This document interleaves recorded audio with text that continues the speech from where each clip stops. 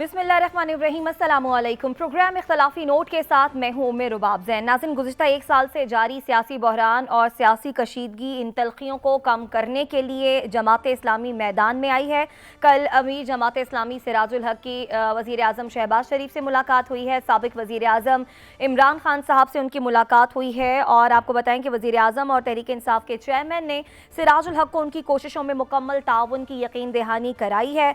इमरान खान ने कहा है कि आईनी दायरे में बातचीत के लिए तैयार हैं, जबकि वज़ीर आज़म शहबाज शरीफ और अमीर जमात इस्लामी सिराजुल हक के दरमियान मुलाकात में ये तय पाया कि कौमी इंतखाबात के लिए इत्तफ़ाक़ राय पैदा करने के लिए जमात इस्लामी और मुस्लिम लीग नून के दरमियान इनके साथ साथ दीगर जमातों से भी मुज़ाकरात के सिलसिले को तेज़ किया जाएगा। और अब ये भी खबरें आईं कि इंतखाबात की तारीख के मामले पर ईद के बाद APC बुलाने का फैसला किया गया। इस APC को जो है हेड करेगी जमात इस्लामी की क़यादत में ये APC होगी, जिसमें तमाम जमातों को शिरकत की दावत दी जाएगी और हुकूमत को अक्टूबर से पहले आम इंतखाबात कराने और तहरीक इंसाफ को कुछ मज़ीद जो है आगे बढ़ने के लिए कहा जाएगा। जमात इस्लामी के सरबरा आपको बताएं कि अमीर जमात इस्लामी का कहना है कि सिराजुल हक ने कहा कि इमरान खान साहब से भी उन्होंने कहा है कि जो आपका मामला था कि 90 दिन के अंदर अंदर इंतखाबात हो जाएं, सूरत हाल उससे आगे बढ़ रही है, तो बेहतर है 2 कदम आगे आप बढ़ाएं, 2 कदम हुकूमत बढ़ाएगी ताकि अहम कौमी मामलात पर मिलकर बैठा जाए।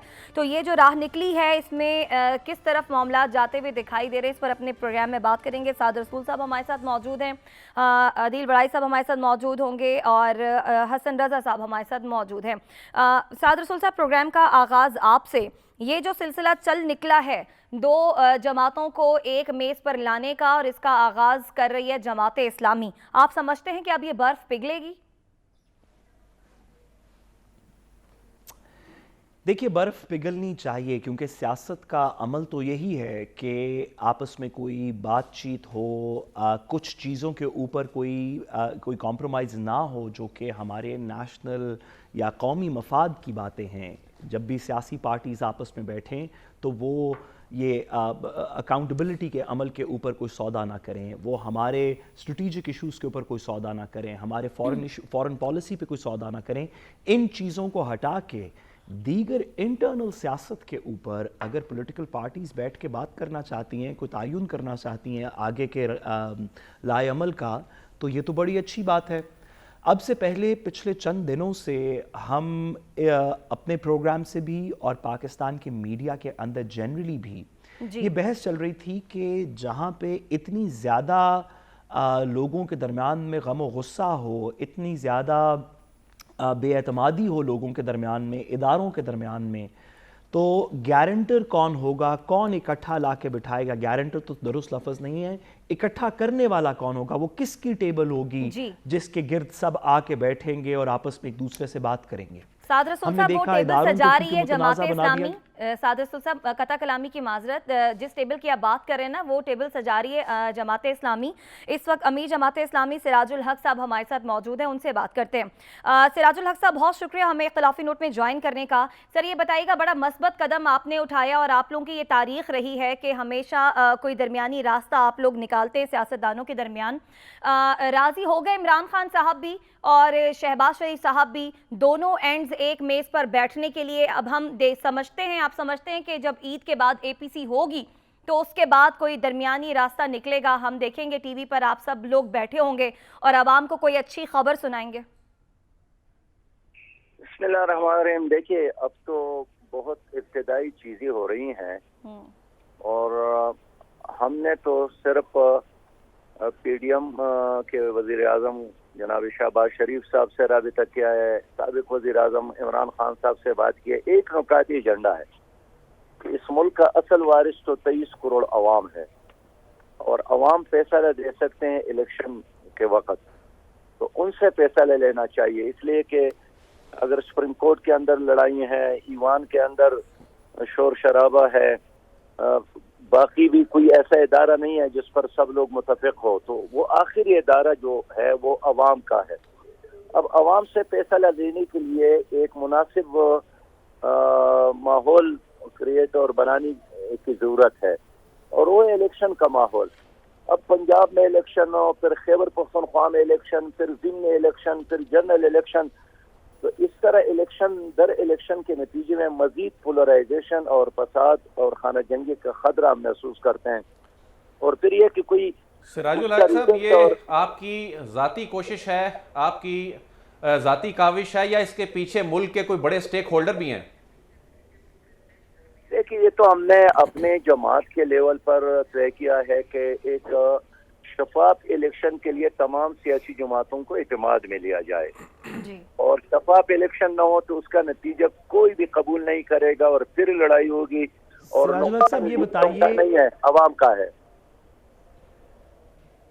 سر یہ بتائیے کہ بہت اچھا آپ کا اقدام ہے، لیکن آپ نے دیکھا کہ پچھلے سال ایک کے اندر بڑی مشکل اوقات بھی آئے، اس سے بھی مشکل وقت آئے جہاں پہ عمران خان صاحب پہ گولی چل گئی، دیگر IMF کے مسئلے چلتے رہے. اس لمحے کیا ہوا؟ وہ کیا ایونٹ تھا جس کو آپ کی پارٹی نے سوچا کہ اب ہمیں وہ ٹیبل پرووائڈ کرنی چاہیے جس پہ سب بحث کریں؟ یہ 6 مہینے پہلے، سال پہلے سے آج کیسے مختلف ہے؟ دیکھیے، 6 مہینے اور سال پہلے سے نہیں، روز اول سے ہی ہمارا یہ موقف ہے کہ اس ملک کی جو بنیاد ہے وہ جمہوریت ہے، اور جمہوریت کے استحکام کے لیے ایک شفاف الیکشن کا انعقاد ضروری ہے. اب شفاف الیکشن کے لیے تمام سٹیک ہولڈر کا آپس میں کنسنسس ضروری ہے. اب اگر الیکشن ہو رہے ہیں اور اس پر اتفاق نہیں ہو رہا ہے تو کیا آپ لڑائی کی طرف لے جانے کے لیے الیکشن کرتے ہیں یا کنسنسس کے لیے؟ باقی رہی عمران خان پر حملہ ہوا تھا، اور ہم نے مذمت کی تھی. کسی اور پر بھی ظلم ہوا، اس پر بھی ہم صاحب یہ فرمائیے گا، بات اب تک ہو چکی ہے، کن پارٹیز کو آپ نے ٹچ کر لیا ہے؟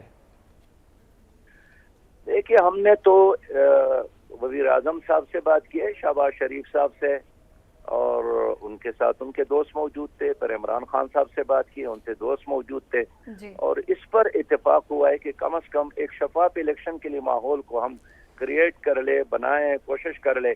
ہم تو کوشش کرتے اس لیے کہ یہ مسئلہ PDM اور PTI کا نہیں ہے، خود جماعت اسلامی الیکشن میں حصہ لے رہی ہے. سردار صاحب یہ فرمائیے گا، آپ عمران خان سے بھی آپ کی ملاقات ہوئی، پھر شہباز شریف سے بھی ملاقات ہوئی، کہیں پر آپ کو یہ نظر آیا ہو کہ وہ واقعی سنجیدگی سے وہ مذاکرات کرنے پر آمادہ ہوتے دکھائی دے رہے ہیں، یا وہ ملک کا سوچ رہے ہیں؟ کیونکہ دونوں طرف کے بیانات سے دیکھا جائے تو ایسے تو نہیں لگتا کہ وہ ایک ٹیبل پر آنے کو تیار ہوں گے. اور دوسرا، اب APC کب بلا رہے ہیں، اس میں کون کون شریک ہوگا؟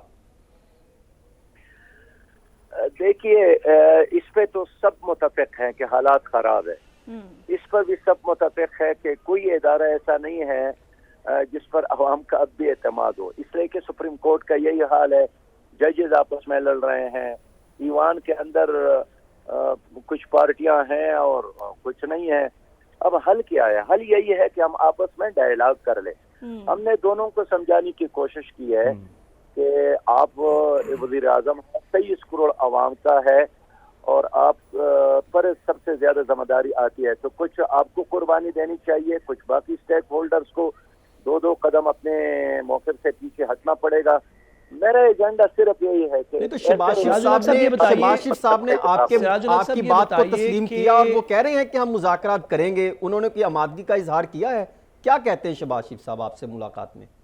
شہباز شریف صاحب کے ساتھ ان کے دوست موجود تھے اور انہوں نے کہا کہ ایسا کوئی پازیٹیو راستہ نکلتا ہے تو ہم ویلکم کریں گے. ٹھیک ہے، اس میں انکار کیا نہ. سراج الحق صاحب یہ بتائیے کہ جب لاسٹ ٹائم آپ کو یاد ہے APS پشاور کے بعد جب ایک APC ہوئی تھی جس میں ریاست کی فورسز نے تمام پارٹیز کو اکٹھا کیا تھا کچھ بنیادی چیزوں پہ، اس میں سے ایک نیشنل ایکشن پلان بھی نکلا تھا. اس APC کے اندر ریاست کے انسٹیٹیوشنز بھی شامل تھے، سیاسی پارٹیز بھی شامل تھیں. آپ کی APC کے اندر جو آپ بلانے جا رہے ہیں، کیا آپ ریاست کے انسٹیٹیوشنز کو بھی دعوت دے رہے ہیں کہ وہ اپنے ریپرزینٹیٹیوز بھی بھیجیں، یا یہ صرف سیاسی عمل ہے؟ دیکھیں، اگر ریاستوں کے سے آپ کا مطلب اسٹیبلشمنٹ ہے، اسٹیبلشمنٹ کے بارے میں ہمارا میں جوڈیشری اور اسٹیبلشمنٹ دونوں کی بات کر رہا ہوں. ہم دونوں سے یہی کہتے ہیں کہ وہ غیر جانبدار رہے، سیاست میں مداخلت نہ کرے، اپنے اس تاثر کو ختم کرے، تو یہ ان کا بڑا احسان ہوگا. باقی سیاسی مسائل نہ عدالت میں حل ہو سکتے ہیں، نہ کوئی اور حل کر سکتے ہیں. سیاسی مسائل سیاستدان ہی حل کر سکتے ہیں. بالکل، اور آپ نے درست فرمایا. حل نہیں کیا پھر اس کے نتیجے میں اور لوگوں کو موقع ملا ہے. درست فرمایا. یہ جو سیاسی مسائل ہیں یہ سیاستدانی آپس میں بیٹھ کر حل کر سکتے ہیں اور آپ بار بار اس بات کا اظہار بھی کرتے ہیں. بڑا اچھا اور نیک نیتی سے آپ نے ایک سٹیپ لیا. اگر ہم دونوں جماعتوں کو دیکھیں جو ان کے نامنی سامنے آئے ہیں, مسلم لیگ نون سے سعد رفیق ہے, ایاز صادق ہے, اسی طرح سے تحریک انصاف نے بھی 3 افراد کی 3 رکنی کمیٹی بنائی ہے جو مذاکرات کریں گے آپ کی جماعت سے. یہ لوگ جو دونوں جانب سے آئے ہیں یہ مفاہمت پسند لوگ ہیں. ان لوگوں کی موجودگی میں آپ بھی پر امید ہیں کہ معاملات جو ہیں وہ بہتری کی طرف ہی جائیں گے؟ دیکھیے فیصلے تو کوئی 2 آدمی نہیں کرتے ہیں, اس کے پیچھے ان کی پوری جماعت ہوتی ہے, ان کا لیڈر ہوتا ہے. تو یہ بالکل ایک ابتدائی قدم ہے اور میں اب بھی یہی سمجھتا ہوں کہ ایک ایسا الیکشن جس پر عوام کا اعتماد ہم بحال کر سکے تو یہ ایک بہت بڑی کامیابی ہوگی. ہم خود متاثرہ فریق ہیں اس پورے کھیل میں, اس لیے ہم چاہتے ہیں کہ آئندہ الیکشن ایسا ہو جس میں بیرونی مداخلت نہ ہو اور ایک شفاف الیکشن کے لیے ہم راستہ ہموار کر لیں. اس کے لیے ایک تاریخ ہو, ایک یونیفارم نظام ہو. صحیح. سراج الحق صاحب, عمران خان صاحب کہہ رہے ہیں کہ ان کی ٹیم جو ہے وہ مذاکرات کرے گی, وہ مذاکرات میں موجود نہیں ہوں گے. آپ کہہ رہے ہیں کہ اے پی سی عید کے بعد ہوگی, تو اے پی سی میں جب شہباز شریف موجود ہوں گے تو ہم دیکھیں گے کہ عمران خان بھی اس میں شرکت کریں گے یا پھر تحریک انصاف کی جانب سے ان کے نمائندہ جو نامینیٹڈ ہوں گے وہ آئیں گے؟ بہن ابھی تو بالکل پہلا قدم ہم نے اٹھایا ہے. اے پی سی کا ابھی ہم نے تاریخ بھی اناؤنس نہیں کیا ہے تاکہ ہم پہلے مرحلے میں ایک دوسرے کو سمجھنے, ایک دوسرے کے نقطہ نظر کو لینے کی کوشش کریں. جس طرح آپ نے مذاکرات کا ایک ٹیبل فراہم کیا, میڈیوکر والا رول پلے کر رہے ہیں. زرداری صاحب بھی ایک انٹرویو میں یہ بات کر چکے کہ ان کی جانب سے بھی کمیٹی تشکیل دے دی گئی اور وہ بھی چاہتے ہیں مذاکرات ہوں. تو کیا وہ پہلے اپنی یعنی پی ڈی ایم جماعتوں کو اعتماد میں لینے کی کوشش کر رہے ہیں؟ ایسی صورت میں جب آپ ان کے پاس جاتے ہیں اور آپ ان سب کو بلائیں گے, جبکہ پی ڈی ایم میں ہی ایک گروپنگ ہے, تقسیم ہے, تو آپ سب کو کیسے اکٹھا کرنے میں کامیاب ہو سکیں گے؟ کون سا آپ نے لاہے عمل اپنے جو ہے وہ تمام جماعت سے جب آپ کا ایگزیکٹو بورڈ کا اجلاس ہوا اس میں آپ نے کوئی طے تو کی ہوں گی کچھ شرائط؟ پیارے بھائی دیکھیے, ہر پارٹی کا اپنا ایک ایجنڈا ہے, اپنا ایک نظریہ ہے, اپنا ایک پروگرام ہے اور اپنے مقاصد ہے. اس وقت جو ایک کامن چیز ہے وہ الیکشن ہے. وہ الیکشن میری بھی ضرورت ہے, وہ پی ٹی آئی کی بھی ضرورت ہے, وہ پی ڈی ایم کی ضرورت ہے. اس ایک نقطے پر ہم جس سے بھی چاہیں گے انشاءاللہ بات کریں گے اور آگے جانے کی کوشش کریں گے تاکہ سب جماعتوں سے آپ بات کریں گے اور آگے جانے کی کوشش کریں گے. بہت شکریہ. امیر جماعت اسلامی سراج الحق صاحب ہمارے ساتھ موجود تھے. عدیل وڑائی صاحب آپ کی جانب بھی آئیں گے. سراج الحق صاحب سے جب بات ہو رہی تھی تو اس سے پہلے سعد رسول صاحب کا کامنٹ لے رہے تھے اور یہی بات کر رہے تھے کہ کسی کو درمیانی رستہ نکلوانا پڑے گا, کوئی ایک ایسا فریق ہوگا جو سب کو میز پر لے کر آئے. سراج الحق صاحب, امیر جماعت اسلامی وہ جماعت جو ان سب کو ایک میز پر لانے کے لیے کوششیں کر رہی ہے. اے پی سی بلانے کا بھی اعلان کیا عید کے بعد. آپ کو یہ کوششیں کامیاب ہوتی ہوئی دکھائی دے رہی ہیں؟ دیکھیں جو کوشش کی جا رہی ہے نا وہ درمیانی راستہ یہ نکالنے کی کوشش کی جا رہی ہے کہ جس میں اگر مئی میں انتخابات نہیں ہیں تو اکتوبر میں بھی نہ ہو, اس سے پہلے انتخابات ہو جائیں اور اکٹھے انتخابات ہو جائیں. آصف علی زرداری اس حوالے سے وہ قائل ہیں اور وہ اس کے سب سے بڑے حامی ہیں. سراج الحق صاحب بھی اس کے لیے کوششیں کر رہے ہیں. ایسے لگ رہا ہے کہ جو انتخابات کا جو معاملہ ہے, اکتوبر سے پہلے انتخابات کا معاملہ یا ایون الگ الگ انتخابات کا معاملہ, ایسے لگ رہا ہے اس میں نون لیگ کہیں تنہا نہ رہ جائے. اس میں کیونکہ صرف نون لیگ وہ جماعت ہے اور کسی حد تک مولانا بھی, لیکن سب سے زیادہ جو اس پہ فوکس کر رہے ہیں, سب سے زیادہ جو زور لگایا جا رہا ہے نون لیگ کی جانب سے کہ انتخابات ایک تو ابھی کسی صورت ہوں ہی نہ, اگر ہوں تو پھر اکٹھے ہوں. اب سپریم کورٹ آف پاکستان میں کل یہ چیز واضح ہو جائے گی جب یہ فنڈز کا معاملے پہ جو کل کی ڈیڈ لائن ہے یہ گزرے گی. ابھی تک کوئی ڈیولپمنٹ نہیں ہے, ابھی تک کوئی آثار نظر نہیں آ رہے اس وقت تک جب یہ پروگرام لائیو جا رہا ہے کہ رقم ملنے کے حوالے سے, لیکن کل دیکھتے ہیں کہ کیا ڈیولپمنٹ ہوتی ہے. تو اس میں ایک خبر میں یہ بھی آپ کو دیتا چلوں کہ کچھ قوتیں یہ کوشش کر رہی ہیں کہ انتخابات اگر مئی میں نہیں ہوتے تو اکتوبر سے پہلے ہو جائیں, اکٹھے ہو جائیں, اور ضروری نہیں کہ وہ ان قوتوں میں اسٹیبلشمنٹ کی بات کر رہا ہوں, اس میں اور بھی کچھ جو ہیں وہ قوتیں اس حوالے سے جو ریاست کے ستونوں میں سے ہی ہیں کہ اگر کوئی ایسا درمیانی راستہ نکلتا ہے, کیونکہ دیکھیں سپریم کورٹ آف پاکستان جو یہ فیصلہ دے چکی ہے, انتخابات نہ کرانے والے معاملے پہ آپ سے دوبارہ اسی سارے معاملے پر بات کرتے ہیں. جو خبر ہے وہ ڈیٹیل اس کی آپ سے مزید لیتے ہیں. حسن, آپ کی جانب آتے ہیں. سراج الحق صاحب کی کوشش ہے کہ حکومت کو اکتوبر سے پہلے اور تحریک انصاف کو مئی کے بعد انتخابات پر راضی کر لیا جائے, تو آپ کو یہ دونوں جماعتیں راضی ہوتی بھی نظر آ رہی ہیں؟ دیکھیں, جتنے سنگین سیاسی حالات ہو چکے ہیں اور برانی کیفیت چلتی دکھائی دے رہی ہے, ایسے میں مجھے تو نہیں لگتا کہ یہ تمام سیاسی جماعتیں جو ہیں وہ مذاکرات کے ٹیبل پر آنے کو تیار ہوں گی. اور اس میں تو کوئی شک نہیں ہے, جماعت اسلامی کی ہمیشہ سے تاریخ رہی ہے کہ یہ جب بھی کوئی ایسا معاملہ آیا, اور پہلے بھی یعنی آج سے چند عرصہ پہلے بھی ہم نے دیکھا کہ یہ عمران خان صاحب کے پاس آئے تھے. خود سراج الحق صاحب جو ہے وہ اپنے گروپ کے ساتھ چل کر یہاں پر آئے اور انہوں نے آ کے عمران خان کے سامنے رکھا کہ ہم اس کی تحقیقات چاہتے ہیں. جب ان پر فائرنگ کا معاملہ ہوا, اور وہ تو ہمیشہ سے جماعت اسلامی چاہتی ہے ملک اور ریاست اور عوام کے معاملات کو مثبت انداز سے دیکھا جائے, اور یہی معاملہ ہم نے آج چند سیاستدانوں کو بھی دیکھا. اور وہ کیوں دیکھا؟ لاجک ہے نا, عوام کو اس دلیل کی طرف بھی لے کے جاتے ہیں. وہ پہلے یہ ہے کہ ہمارا پاکستان, یہ ایک معاملہ سامنے آیا. اس کے بعد جو سنجیدہ حکمران ہیں ان کی آنکھیں کھلی, ان کے دماغ کھلے, ان کو روشن خیال کی طرف آیا, ان کو اندازہ ہوا کہ ہم محب وطن پاکستان ہے, ہمارا پاکستان ہے, ہم نے اس کو لے کے چلنا ہے. اور پھر دوسرا کیا ہے کہ کل جس طرح ابھی عدیل ورائے صاحب بات کر رہے کہ کل جو ہے وہ سپریم کورٹ آف پاکستان میں بھی معاملہ زیر غور ہے کہ آپ 21 ارب روپے دیں.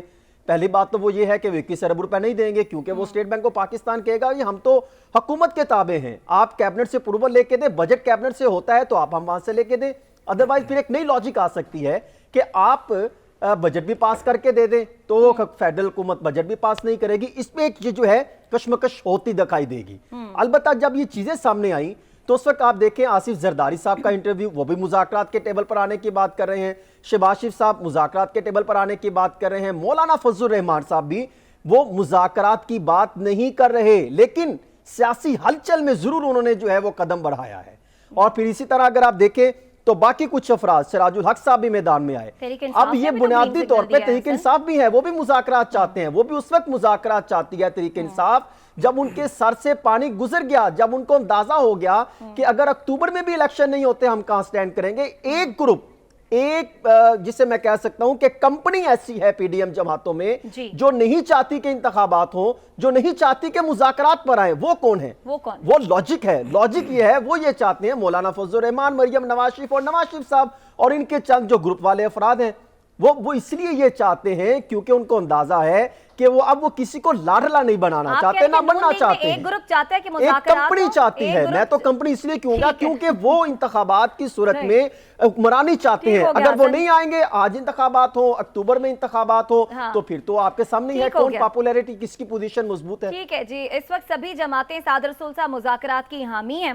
شہباز شریف ہوں یا پھر عمران خان صاحب ہوں یا پھر پی ڈی ایم کی دیگر جماعتیں ہوں, سراج الحق صاحب بھی اس کے لیے کوششیں کر رہے ہیں. اور وہ کہہ رہے ہیں کہ یہ سیاستدان آپس میں مل کر بیٹھے, خالصتاً سیاستدانوں کا مسئلہ ہے اور یہ مل کر مسائل کو حل کریں. موجودہ سیاسی صورتحال میں آپ کو معاملات کچھ بہتری کی طرف جاتے ہوئے دکھائی دے رہے ہیں؟ دیکھیے, مجھے تو بہت سے دیگر پاکستانیوں کی طرح تھوڑا سا ٹیلی ویژن کا اور پولیٹکس کا نیریٹو دیکھ کے کوئی بات سمجھ نہیں آ رہی. ہم نے رولا ڈالا ہوا ہے کہ وہ عمران خان صاحب بھی مذاکرات چاہتے ہیں, وہ شہباز شریف صاحب بھی مذاکرات چاہتے ہیں, وہ جو ان کے دائیں بیٹھے ہوئے تھے وہ بھی مذاکرات چاہتے ہیں, وہ جو کرسی کے پیچھے بیٹھے ہوئے تھے وہ بھی مذاکرات چاہتے ہیں, دروازے کے پیچھے کھڑے تھے وہ بھی مذاکرات چاہتے ہیں. لیکن مذاکرات کوئی بھی نہیں کر رہا, مذاکرات کوئی بھی نہیں کر رہا کیونکہ درمیان میں 2 یا 3 لوگ اس طرح کے. دیکھیں, ہمیں ایک دوسرے کو اور سب سے زیادہ قوم کو بیوقوف بنانا بند کر دینا چاہیے. اگر 90-95% پولیٹیشنز مذاکرات واقعی چاہتے ہوتے تو مذاکرات ہو چکے ہوتے. اگر وہ لوگ جو دست بدستہ سر بخم لندن کے دربار میں یا رائیونڈ کے دربار میں کھڑے ہوتے ہیں, اگر وہ لوگ واقعی بطور سیاستدان الیکشن چاہتے ہوتے تو اس ملک کے اندر الیکشن ہو چکے ہوتے یا الیکشن کی طرف ہم گامزن ہوتے. وہ فیض صاحب نے فرمایا نا کہ آئیے ہاتھ اٹھائیں ہم جنہیں رسم دعا یاد نہیں, ہم جنہیں سوز محبت کے سوا کوئی بت کوئی خدا یاد نہیں. اس میں وہ کہتے ہیں کہ آئیے عرض گزاریں کہ نگار ہستی زہر امروز میں شیرینی فردا بھر دے، جن کو تاب سخن باری ایام نہیں ان کی پلکوں پہ شب و روز کو ہلکا کر دے۔ اگر ان لوگوں میں واقعی دم ہوتا، اگر ان کی سیاسی باتیں جو ہیں، عوام کا درد جو ہے، مجھے بھی بڑا درد ہے، وہ جو لندن میں بیٹھا ہے اس کو بھی بڑا درد ہے، وہ جو دبئی میں اس کو بھی بڑا درد ہے، وہ جو اپنے محل میں رہ رہا ہے اس کو بھی بڑا درد ہے، سوری سعودی عرب میں۔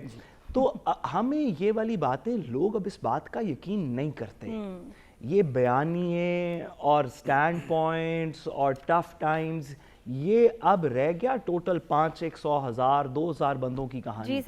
عوام اس بات پہ یقین نہیں کرتی۔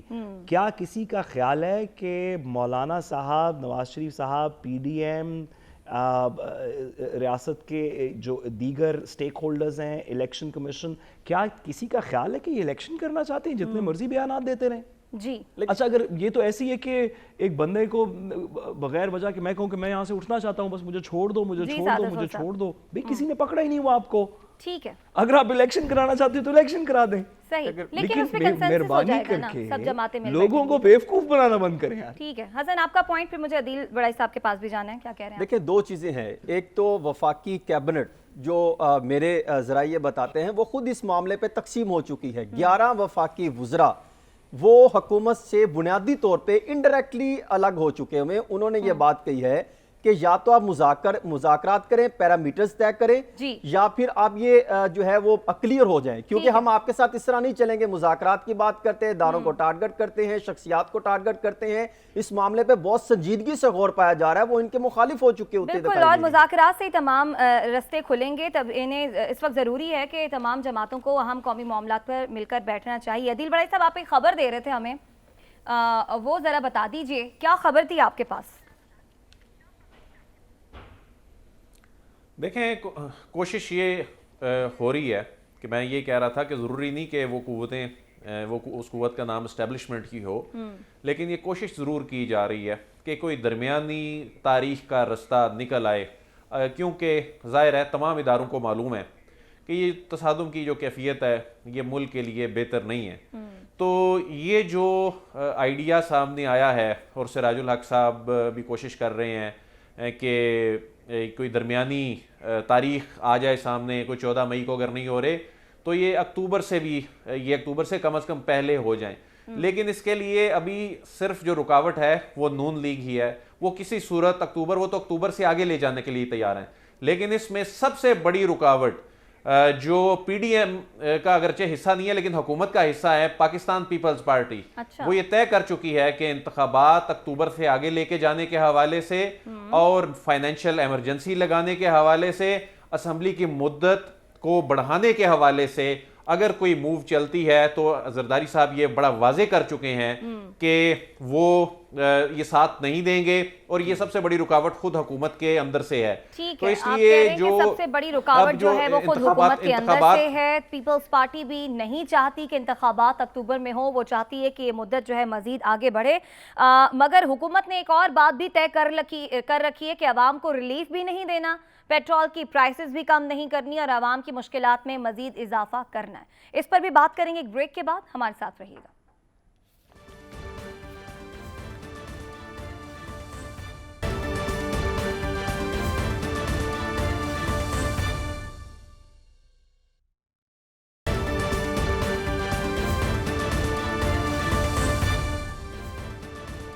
ویلکم بیک ناظرین، عوام کو سبسڈیز اور سستے روسی پیٹرول کے جھانسے میں لگا کر پی ڈی ایم حکومت نے پیٹرول کو تاریخی بلندی پر پہنچا دیا ہے۔ ایک سال کی بات کریں تو ایک سال کے دوران پیٹرول کی قیمت میں 132 روپے کا ہوش ربا اضافہ ہو چکا ہے۔ پاکستانی روپے کی بات کریں تو صرف ایک سال میں ڈالر کے مقابلے میں 100 روپے تک قدر کھو چکا ہے۔ حکومت کے عوام کش فیصلے کیا اشارے دے رہے ہیں کہ انتخابات ابھی بہت دور ہیں، اور آئی ایم ایف کی شرطوں پر شرطیں حکومت مانتی جا رہی ہے، اور پھر ہمیں یہ کہا جاتا ہے کہ آئی ایم ایف تو ہمیں قرضہ دے کر ہی رہے گا کیونکہ ہم نے ان کی تمام شرطیں پوری کر دی ہیں۔ हुकूमत हमें आए रोज़ एक नई नई खुशफहमियों में डालती है और इन खुशफहमियों में रहते रहते आवाम पर जो है महंगाई का बोझ मज़ीद बढ़ता चला जा रहा है। पेट्रोल की कीमत ही देखें, 10 रुपये पेट्रोल की कीमत हुकूमत ने बढ़ा दी।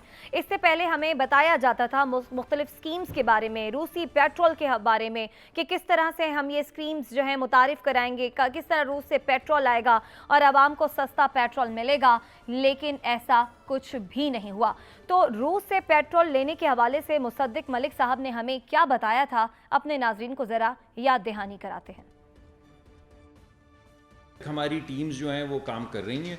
मार्च के आखिर तक हमने कंक्लूड करनी है तफसील जो हमारी कमर्शियल जो आपस का कॉन्ट्रैक्ट है उसकी तफासील, तो इंशाल्लाह मार्च के आखिर तक हो जाएगी। We are on track as of right now, और उसके फ़ौरन बाद इंशाल्लाह फिर हम, अगर तमाम तफसीलात तय हो जाती हैं तो फिर हम ऑर्डर करके इंशाल्लाह रूस से सस्ता तेल लेना शुरू कर देंगे। हमारे बहुत से मामलात उनके साथ तय हो चुके हैं। हमारा ये ख्याल है कि इंशाल्लाह अगले महीने में हम उनको पहला ऑर्डर दे देंगे।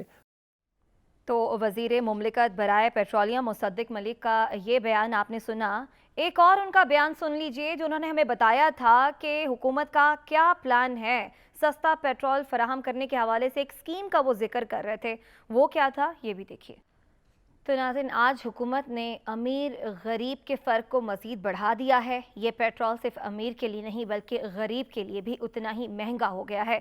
हसन, अमीर तो फिर ये बर्दाश्त कर लेगा बोझ, लेकिन जो गरीब तबका जो सिर्फ हुक्मरान बयानों की हद तक जो है गरीबों का एहसास करते रहे, वो आज हमें इम्प्लीमेंट होता हुआ भी नज़र आ रहा है। कोई स्कीम मुतारिफ नहीं हुई जो गरीब को रिलीफ दे पेट्रोल की मद में, और जो रूस से तेल की कहानियां थीं वो भी सिर्फ कहानियां ही साबित हुई। कई हुक्मरानों से हम बातें सुनते थे कि जो वो ये लारात करते थे कि गरीब और अमीर में फ़र्क नहीं होना चाहिए। इस जमात की बदकिस्मती ये है कि जब भी ये जो इक़्तिदार में आई है तो इन्होंने अमीर और गरीब का वाज़े फ़र्क जो है वो रखना शुरू कर दिया, जिससे एक तकसीम की एक नई लहर जो है वो दोबाला होती दिखाई दी है हमें माशरे में। और अशराफिया ही इनको हमेशा से लेके आई, अशराफिया ने ही इनको सपोर्ट किया, अशराफिया ही ने शरीफों को इक़्तिदार दिया, और फिर अशराफिया ही जो है इनसे फ़ायदा हासिल करते दिखाई दिए।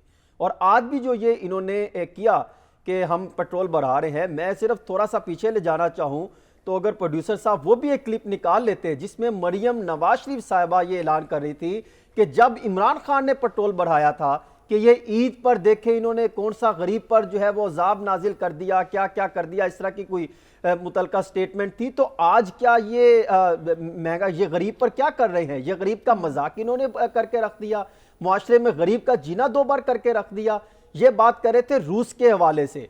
पहले तो मैं ये रिक्वेस्ट करना चाहूँगा मुअद्दबाना तरीके से वफाकी वज़रा साहब को कि इसहाक डार साहब जो वफाकी वज़ीर ख़जाना है और वफाकी वज़ीर पेट्रोलियम मुमलिकत जो है मुसद्दिक मलिक साहब, पहले ये खुद तय कर लें कि इन्होंने स्टेटमेंट क्या देनी है। मुश्तरका तौर पे बैठे, अवाम को एतमाद में लें और उनको सवालात के जो उनके ज़हनों में जो है सामने आते हैं कि वो क्लियर करें।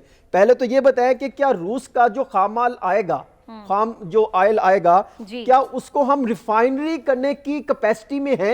नंबर एक, अगर नहीं है तो फिर हम किस सिचुएशन में मुज़ाकरात कर रहे हैं? दूसरा, मुआहिदा क्या करने जा रहे हैं, अवाम के सामने रखा जाए।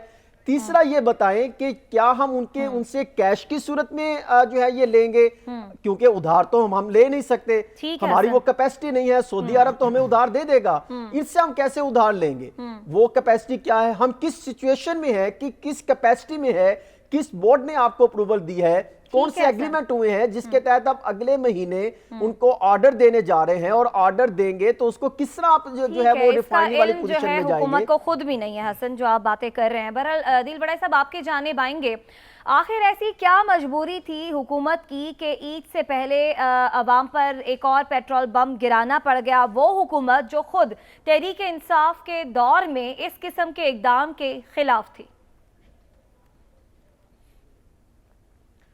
देखिए, पहली तो बात है कि कोई भी ज़ाहिर है हुकूमत शौक़ से तो पेट्रोल महंगा नहीं करती कि गालियाँ खाए, अवाम की नापसंदीदगी मोल ले। वो अलग बात है कि जो रुपया डिवैल्यू हुआ और उसका ही इम्पेक्ट आ रहा है। यही वजह है कि आलमी मार्केट की जो असल सूरत हाल है, पेट्रोल की कीमतें गिरने के बावजूद मौजूदा हुकूमत की کچھ پالیسیز کی وجہ سے روپیہ اتنا انڈر پریشر آیا کہ اس وقت جو پاکستانی عوام جو مہنگائی کی چکی میں پیسے ہیں اس میں ایک بڑی وجہ ڈالر اور روپے کی جو شرح ہے اس میں بڑا فرق ہے، اور اس میں جو آئی ایم ایف پروگرام کو ڈیلے کرنا اس میں ایک ریزن ہے جس کی وجہ سے ہمارے جو ریزروز ہیں وہ سٹیبل نہیں ہوئے، روپے پہ پریشر آیا۔ جو حسن صاحب کہہ رہے تھے، ایک چیز میں یہاں بتاتا چلوں کہ ہمارے پاس جو ریفائنریز ہیں وہ ان میں ہے یہ کیپیسٹی، کافی ریفائنریز ایسی ہیں جو کہ روس کے تیل کو اس کو ریفائن کر سکتی ہیں۔ دوسرا، رشیا کی جانب سے کچھ ریزرویشنز جو ہیں وہ سامنے رکھی گئیں، یہ 15 تاریخ تک مذاکرات جو ہیں چلتے رہے کہ میڈیا میں جو کوریج ہوتی ہے اس حوالے سے ان کو کوئی ریزرویشنز تھیں، تو اس لیے ابھی تک تفصیلات سامنے نہیں آئیں کہ جو کرنسی کون سی ہوگی۔ بظاہر ایسا لگتا ہے کہ روس کی کرنسی میں ہی ہوگا، اور اس کے علاوہ جو امپورٹنٹ یہ ہوگا کہ جو موڈ آف ٹرانسپورٹیشن ہے یہ کیا ہوگا، تو یہ تفصیل ابھی تک سامنے نہیں آئی، لیکن یہ بتایا جا رہا ہے ذرائع کی جانب سے کہ معاملات طے پا گئے ہیں اور مئی میں یہ تیل جو ہے وہ آ جائے گا، اور یہ جب مئی میں ہی پتہ چلے گا کہ اس کا کیا امپیکٹ جو ہے آئے گا، پاکستان کی عوام کو اس پہ کوئی ریلیف ملے گا نہیں ملے گا۔ ایک جانب ہم آئی ایم ایف کے سامنے پھنسے ہیں، دوسری جانب ہم روس سے تیل لے کر آ رہے ہیں، تو بڑا کمپلیکس سا معاملہ ہے۔ پھر اس میں ہم کس حد تک سبسڈی دے سکتے ہیں؟ ابھی بھی یہ جو عید سے پہلے جو تحفہ دیا ہے یہ بنیادی طور پہ تو ہماری کرنسی اتنی ڈی ویلیو ہوئی ہے، اس کی وجہ سے یہ امپیکٹ آ رہا ہے، اور ہم سبسڈی نہیں دے سکتے اگر آئی ایم ایف کے پروگرام میں جانا ہے۔ ٹھیک ہے عدیل وڑائی صاحب، آپ کا کامنٹ آ گیا۔ سعد رسول صاحب آپ کی جانب آئیں گے۔ جیسا کہ عدیل وڑائی صاحب بھی کہہ رہے ہیں کہ کوئی حکومت بھی شوق سے ایسا کوئی اقدام نہیں اٹھاتی جس سے عوام سے اسے برا بھلا سننا پڑے، حکومت کی کوئی مجبوری رہی ہوگی جو حکومت نے اچانک سے عید سے پہلے ہی 10 روپے پیٹرول کی قیمت بڑھا دی، لیکن وہ ہمیں بتا رہے ہیں، خوشخبری دے رہے ہیں کہ مئی تک یہ جو روسی تیل کا معاملہ ہے کچھ نہ کچھ مئی تک جو ہے ہمیں اچھی خبر مل جائے گی۔ آپ بھی سمجھتے ہیں حکومت مجبور تھی، کوئی چارہ ہی نہیں تھا حکومت کے پاس پیٹرول بڑھانے کے سوا؟ دیکھیے، یہ بات تو شاید ہو سکتی ہے کہ حکومت مجبور ہو۔ پاکستان کی حکومت تو ایک غریب حکومت ہے۔ پاکستان کے حکمران مجبور تھے یا نہیں تھے، یعنی کہ پاکستان کے حکمران اصل میں امیر ہیں، حکومت تو غریب ہے۔ تو مجھے یقین ہے کہ ایون فیلڈ کے ملینز آف ڈالرز کے اپارٹمنٹ میں مہنگے ترین قالینوں اور صوفوں پہ مہنگا ترین کھانا کھاتے ہوئے بڑے مشکل فیصلے کیے گئے ہوں گے پاکستان کی قسمت کے لیے، کیونکہ ہمارے پاس پیسے نہیں ہیں۔ جو دوسری بات ابھی کی عدیل صاحب کی بات بالکل درست ہے کہ پاکستان میں اس طرح کی بہت سی ریفائنریز ہیں، اگر بہت سی نہ بھی گئی تو کم از کم چند ریفائنریز ایسی ضرور ہیں جو رشین کروڈ آئل کو یہاں پہ ریفائن کر کے استعمال کرنے کے قابل بنا سکتی ہیں۔ جی آپ کو یاد ہی ہوگا کہ جو مجھے یاد پڑتا ہے، اگر میں نام غلط ہوں تو معذرت خواہ، کہ اسحاق ڈار صاحب اور مصدق صاحب نے اب سے 1 سال پہلے جب عمران خان صاحب کی یہ راشن تیل کی ڈیل کی بات ہو رہی تھی تو کہا تھا کہ یہاں پہ وہ مشینریز، یہاں پہ وہ کیپیسٹی ایگزسٹ ہی نہیں کرتی۔ انفیکٹ اس طرح کی بات بھی کی گئی کہ اگر اس طرح کا کوئی معاہدہ ہو رہا تھا تو اس پہ تو نیب کا ایکشن ہونا چاہیے، کیونکہ آپ ایک ایسا تیل خریدنے لگے ہیں جو یہاں پہ کیپیسٹی ایگزسٹ نہیں کرتی۔ مجھے بہت خوشی ہوئی یہ جان کے کہ حکومت نے اس پچھلے سال میں جب ہم سب ان کی تنقید کر رہے تھے تو خاموشی سے کچھ ایسی فیکٹریاں پچھلے اپریل سے اب کے درمیان میں کھڑی کر لی ہیں جو رشین کروڈ آئل کو ریفائن کر کے آگے استعمال کر سکتی ہیں۔ میرا خیال ہے ان کو سراہنا چاہیے حکومت کو اس بات۔ ٹھیک ہو گیا جی، ایک بریک کی جانب بڑھ رہے ہیں، واپس آئیں گے، مزید بات کریں گے، ہمارے ساتھ رہیے گا۔